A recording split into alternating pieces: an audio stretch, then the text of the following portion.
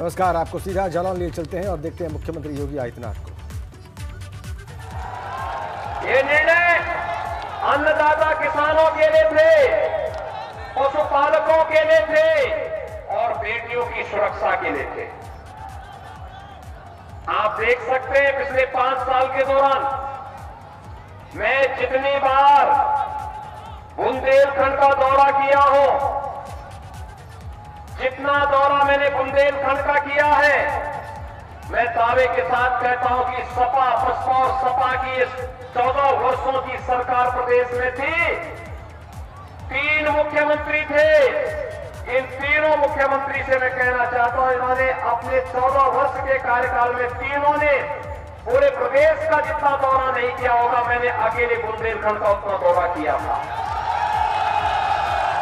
और भाइयों बहनों, बुंदेलखंड का दौरा ही नहीं किया, हर दौरे में बुंदेलखंड के लिए एक नई सौगात, एक नया उपहार भी लेकर के आए। याद करिए, पहले दौरे में मैं आया था, मैंने पहले दौरे में बुंदेलखंड के लिए बुंदेलखंड एक्सप्रेसवे की घोषणा की थी।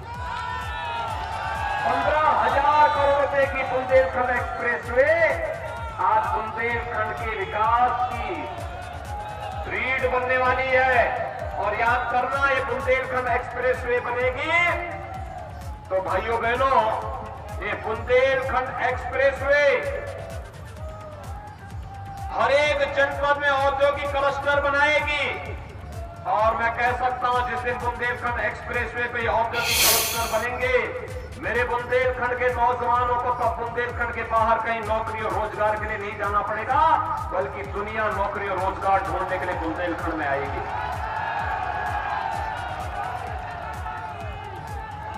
भाइयों बहनों, 70 वर्षों में आप पानी के लिए तरसे थे, आज हर घर नल योजना हम लोग लागू कर रहे हैं।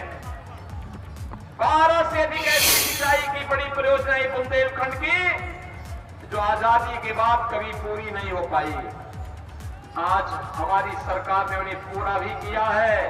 और अब तो केन बेतवा को जोड़ करके आपके जालौन के इस बीहड़ को, माधोगढ़ के इस बीहड़ को अब हम लोग धरती का स्वर्ग बनाने की ओर अग्रसर कर रहे हैं। पंचनद की परियोजना को भी हमने स्वीकृति दे दी है।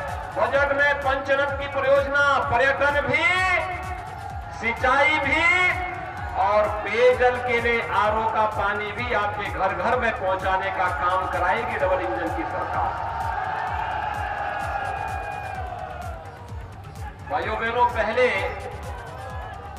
बुंदेलखंड में खनन माफिया हावी थे, भू माफिया हावी थे, डकैतों का आतंक था। पिछले 5 साल में आपने देखा होगा, इन पेशेवर माफिया अपराधी और इन डकैतों का क्या हाल हमारी सरकार ने किया है। आपने देखा होगा, ये लोग पहले गरीबों को सताते थे, संभ्रांत लोगों को परेशान करते थे, बेटियों की सुरक्षा में सेंध लगाते थे, व्यापारियों से गुंडा टैक्स वसूली करते थे। आज मैंने उनमें से बहुत सारे जो पेशेवर अपराधी और माफिया थे, या तो जेल के अंदर हैं या जेल प्रदेश के बाहर हैं, और बहुत सारे लोग तो इस लायक भी नहीं है कि इस पार से उस पार कहीं जा सके। हमने तय किया है, पिछली सरकार तमंचा बनाती थी, यहां के नौजवानों के भविष्य के साथ खिलवाड़ करती थी। ये नाम तो समाजवादी है, काम तमंचावादी और सोच परिवारवादी। तो सिपाही खानदान का विकास चाहते हैं, बाकी किसी का विकास न हो। लेकिन हम लोगों ने तो 25 करोड़ प्रदेश की जनता को ही परिवार मान करके उनके समग्र विकास की कार्य योजना को लागू किया। आज यहां पर्यटन भी फल फूल रहा है। और भाइयों बहनों, अब तमंचा नहीं, अब तो यहां पे डिफेंस कॉरिडोर बन रहा है, डिफेंस कॉरिडोर। और डिफेंस कॉरिडोर के माध्यम से अब यहां पर भारत की सेना के लिए तोप और फाइटर विमान बनेंगे, मिसाइल बनेंगे। जब हमारे जालौर और माधवगढ़ का नौजवान तोप के ऊपर बैठ करके दुश्मन की सीमाओं पर गरजेगा, दुश्मन के स्वयं ही छक्के छूट जाएंगे। आज हमारा बुंदेलखंड बदल गया है, विकास की प्रक्रिया के साथ आगे जुड़ रहा है। अब यहां के नौजवानों को पलायन नहीं करना पड़ेगा। भाइयों बहनों, हमारी सरकार ने आने के साथ जो कार्य यहां पर प्रारंभ किया, आप थोड़ा उस पे नजर डालेंगे तो आपको पता लगेगा कि वास्तव में पिछली सरकारें कितना बड़ा अन्याय करती थी। हमारी सरकार ने आने के तत्काल बाद 58,600 से अधिक किसानों का कर्ज माफ किया था आपके जनपद के अंदर, 58,600 से अधिक। और भाइयों बहनों,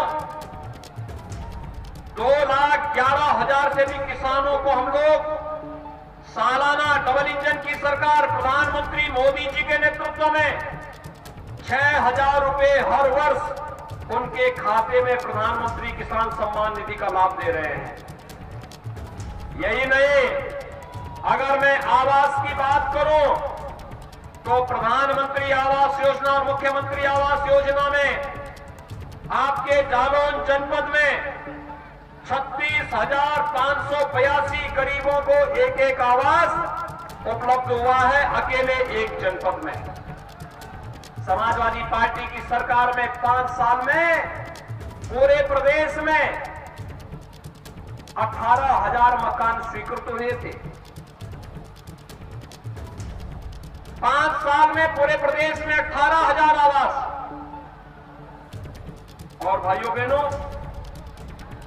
भारतीय जनता पार्टी की डबल इंजन की सरकार ने 5 साल में पूरे प्रदेश में 43,50,000 गरीबों को एक एक मकान दिया है। 43,50,000। और यही नहीं भाइयों बहनों, 43,50,000 पूरे प्रदेश में, और अकेले जालौन जनपद में 36,582 गरीबों को एक एक आवास उपलब्ध हुआ है।